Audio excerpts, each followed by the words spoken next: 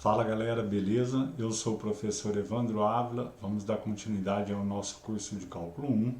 Na aula de hoje começaremos a abordar a ideia de otimização, ok? Qualquer dúvida, críticas, sugestões, envie mensagens por e-mail que aparece na tela, nossa página no Instagram ou nosso canal no YouTube. Bom pessoal, vamos lá. O que se entende por otimização, né? São problemas que envolvem a ideia de máximos e mínimos em funções. Geralmente a palavra otimização vem muito associada à ideia de máximos, de maximizar algo. Sim, mas a gente precisa entender que a ideia de minimizar também é uma otimização. Por exemplo, você pode minimizar os custos, você vai estar otimizando algo. Quando você minimiza o gasto de energia, por exemplo, dentro de uma empresa, você está otimizando algo. Então, otimização se refere às ideias de máximos e mínimos em funções, ok? Bom, algumas estratégias importantes para a gente estudar, muito semelhante à ideia de taxas relacionadas. Eu peço aqui para que você leia bem atentamente cada palavra do enunciado. Depois, fazer uma figura ilustrativa quando for possível, definir as variáveis envolvidas na situação problema, escrever todos os fatos, os dados numéricos fornecidos pelo exercício, obter uma função que relacione as variáveis envolvidas e derivar essa função em relação à variável independente. O próximo tópico, o tópico 7, é a grande diferença de otimização e taxas relacionadas. Tá? Aqui a gente vai usar o teorema de Rowley, que garante a existência de um ponto dentro do domínio em que a derivada será zero. Se você não entendeu bem essa aula, é importante que você retome as aulas que eu falo sobre os teoremas importantes dentro do curso de cálculo, em especial o teorema de Rowley, ok? E aí a gente vai achar os pontos críticos desta função e testar todos eles junto aos extremos, tá bom? Por fim, por último, resolver e interpretar o resultado. Vamos ver alguns exemplos práticos para a gente entender essa ideia que a gente comentou. Imagina que você queira cercar um campo retangular, tá? Trago aqui na figura este campo, menos a parte do rio. Por algum motivo, né, os valores do metro linear das extremidades é menor do que o do lado oposto ao rio. Então, enquanto das extremidades custa R$ 8,00 por metro linear, do lado oposto do rio custa R$ 12,00 o metro linear. E você tem R$ 3.600 para gastar em toda essa cerca, ok? Bom, você quer cercar a maior área possível. Então, um exercício que remete à ideia de maximização, porque você quer aumentar, você quer maximizar a área. Então, um exercício clássico de otimização, tá bom? Então, vamos lá. Eu vou chamar de x o comprimento do lado de cada extremo do campo. De y, o comprimento do lado paralelo ao rio. Vou chamar de A a área total desse terreno, né, que é um retângulo. E o custo total para cercar o campo eu chamei de C, dado em reais. Tudo bem? Bom, vamos lá então. Repare o seguinte, que se eu pôr 1 metro aqui e 1 metro do outro lado, eu vou gastar R$ 8,00 mais R$ 8,00. Se eu colocar 2 metros, será 2 vezes 8 mais 2 vezes 8. Então, se eu colocar x metros, eu vou gastar 8x aqui, 8x aqui, mais 12y do lado oposto ao rio. Por isso que minha função custo, ela depende do quanto que eu vou gastar em x e do quanto que eu vou gastar em y. E a função que define o custo em função de x e y pode ser dado por essa função, ok? Repare que eu junto aqui as variáveis semelhantes, né? Então, por isso que a função custo é dada por 16x mais 12y. Repare que o custo eu tenho que ter R$ 3.600, né? Eu tenho até R$ 3.600 para gastar. Então, no lugar de C de XY, eu estou colocando R$ 3.600. Tem que satisfazer essa equação, né? O que eu faço aqui? Eu simplifico a equação, todo mundo por 4, e chego nesse resultado. Eu vou isolar y para que eu possa criar uma função área em função de x apenas, já que aqui no cálculo 1 a gente trabalha apenas funções de duas variáveis. E se você reparar nessa função área, que é o meu grande objetivo de estudo, né, ela depende de duas variáveis, x e y. Então, o que eu vou fazer? Eu vou procurar saber quem é esse y. E eu consigo através dessa informação. Repare que isolando aqui, né, passando 3 dividindo, vai ficar 900 por 3 menos 4x por 3, ok? Então, no lugar do y, eu coloco este valor. E aí eu crio a função área em função de x apenas, né? E aí eu estou pronto para estudar essa função. Repare que aqui deu uma parábola, né? Já que é um modelo quadrático, com cavidade voltada para baixo, então possui um ponto de máximo, né? E é exatamente quem eu quero, o valor de x que vai me dar a área máxima, certo? Outra coisa importante é você perceber que o x pertence de 0 a 225. Por quê? Porque se eu tenho R$ 3.600, se eu não gastar nada com y, eu posso gastar até 225 metros em x, que aí eu vou gastar todo o meu dinheiro. Se eu não gastar nada em x, gastar tudo em y, né, eu posso gastar até 300 metros para a compra da cerca y, ok? Então, é bem interessante que você perceba que esse domínio ele veio por meio de uma contextualização do exercício, tá? Beleza, pessoal. Então, agora, definida a minha área e o meu domínio, né, eu preciso achar a derivada, que é o estudo do ponto crítico.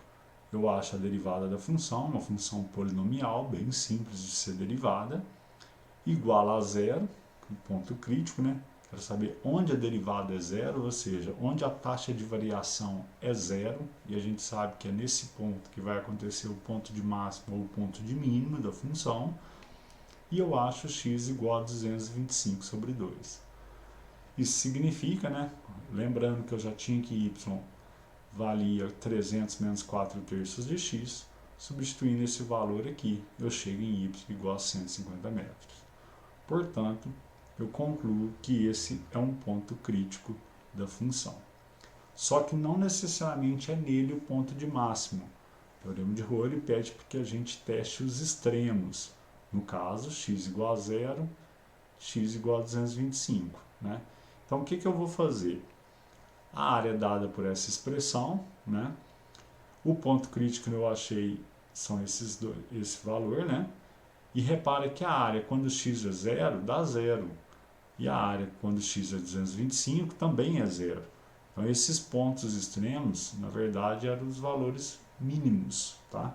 Então, significa que este valor, realmente, como ele é maior do que zero, obviamente, né? É nele que acontece o ponto de máximo, ok? Este valor para x igual a 225 sobre 2 foi maior do que nos extremos. Então, logo, a maior área possível que poderá ser cercada com R$ 3.600 será de 16.875 metros quadrados. E isso ocorre quando os lados extremos valem 225 sobre 2 metros e o lado oposto vale 150. Ok? Bem simples. Na letra B, eu trago um outro exercício de um restaurante que estima-se que, se houver de 40 a 80 lugares, o lucro bruto diário será de R$ 16 por lugar. Se, contudo, o número de assentos for acima de 80, o lucro diário decrescerá de 8 centavos vezes o número de lugares acima de 80. Qual deverá ser o número de assentos para que o lucro bruto diário seja máximo? Então, vamos estudar frase a frase desse exercício mais elaborado, né? Então, veja só.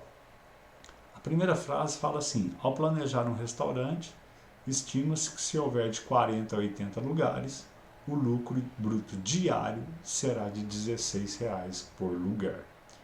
Então, significa que eu só posso trabalhar dentro deste intervalo. É a informação.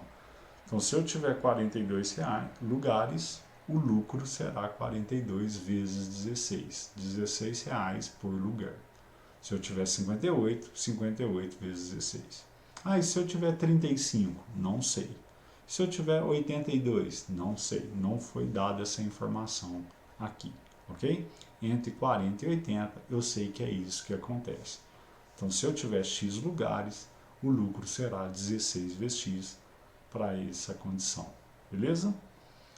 Presta bastante atenção na informação agora. Se, contudo, o número de assentos for acima de 80, o lucro bruto diário por lugar, que antes era de 16, né, decrescerá, ou seja, cairá de 8 centavos vezes o número de lugares acima de 80. O que significa isso? Se eu tiver 85 lugares, repare que o número de assentos acima de 80, obviamente, são 5. Então, as 85 pessoas vão me dar qual lucro? Né? Cada pessoa vai me dar R$16, que era antigamente, é o lucro diário por lugar, menos, porque esse lucro vai decrescer, 8 centavos vezes o número de lugares acima de 80. No caso, 5. Repara que se eu tiver 107 lugares, cada uma delas, por isso que eu multiplico, né? Cada uma me dá esse lucro. Então, o lucro total pelas 85 será 85 vezes esse valor. 107 lugares, eu tenho 27 acima de 80.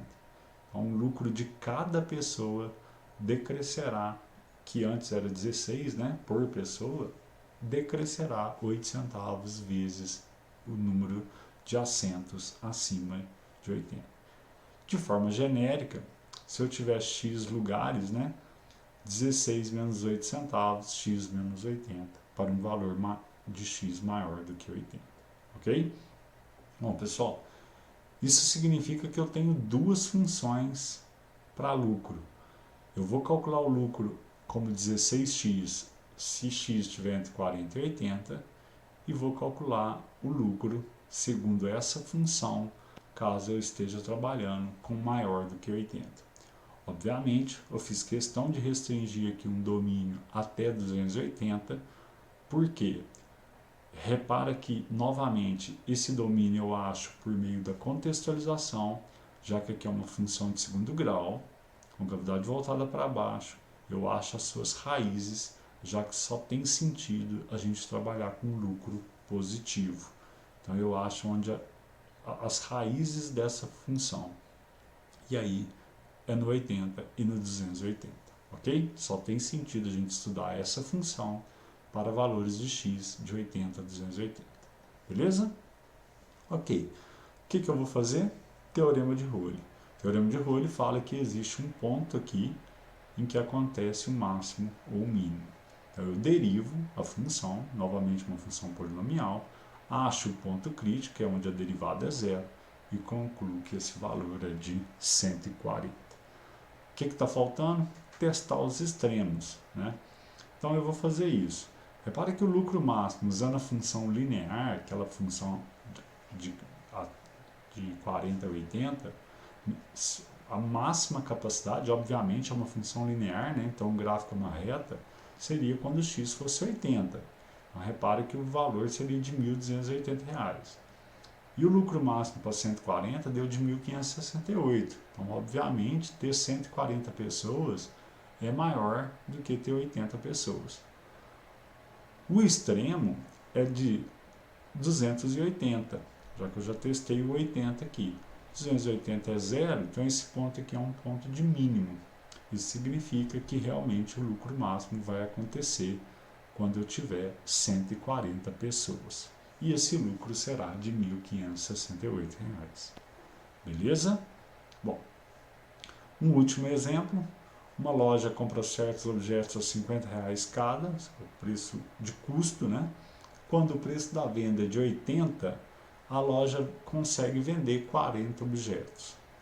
Sabe-se que a cada R$5 abaixo no preço de cada objeto, ou seja, se eu vender por R$75, espera-se vender mais 10 unidades por mês. Então, se eu vendia 40 por 80, se eu abaixar o preço, eu venderia 50, por exemplo. Se eu baixo 2 vezes, eu vou vender 2 vezes 10 a mais. Qual deverá ser o preço de venda do objeto para maximizar o lucro? Então vamos lá. Estudar direitinho. Uma loja compra certos objetos a R$50 cada. Significa que o custo depende da quantidade de objetos que eu compro. É a quantidade vezes o valor da compra. A quantidade varia, né? E o valor da compra não varia, sempre R$50. Então, o custo para uma quantidade Q será 50 vezes Q. Beleza. Quando o preço da venda é de 80, a loja vende mensalmente 40 objetos. Isso é a receita. Então, a receita, quando a loja vende 40 objetos, se cada objeto eu vendi por 80, 40 vezes 80. Bom, agora é a informação. Se a cada R$5 abaixo no preço de cada objeto espera-se vender mais 10 unidades por mês, essa receita começa a variar.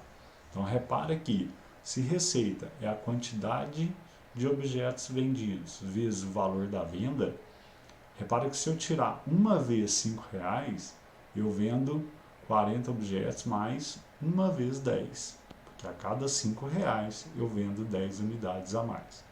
Então, se eu tirar 2 vezes os R$5, eu vendo 2 vezes 10 a mais objetos. E assim por diante. De forma genérica, eu posso escrever a receita desta maneira, em que X é a quantidade de vezes que eu abaixei o preço em R$5, ok? Daí, eu tenho que a função lucro é receita menos o custo. Eu gero a função lucro, né? Repara que, de novo, é uma parábola com concavidade voltada para baixo, então existe um ponto de máximo. Acho as raízes para definir bem qual é o domínio da minha função, porque o ponto crítico tem que estar aqui dentro, tá? Derivo e igual a zero. Repare que x é igual a 1, 1 pertence ao domínio. Isso significa que eu devo abaixar uma vez só.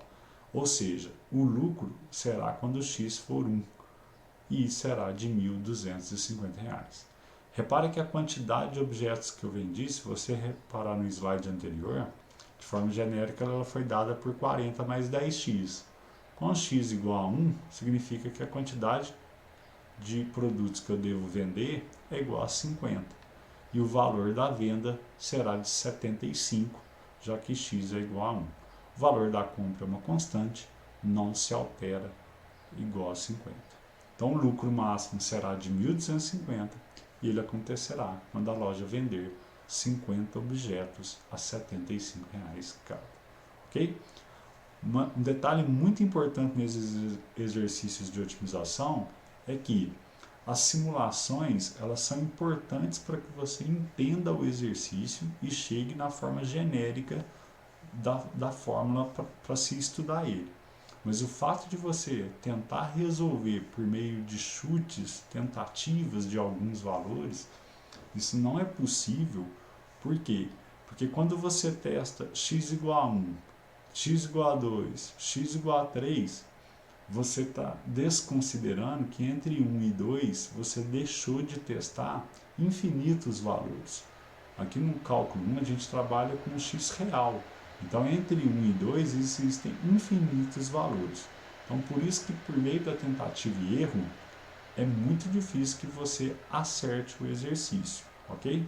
Mas que ela sirva para que você procure entender de forma mais clara para que você possa generalizar no exercício. Ok, pessoal? Essa foi a matéria de otimização, aplicações práticas importantes sobre derivadas. Espero ter contribuído, ok? Bons estudos e até a nossa próxima aula. Valeu!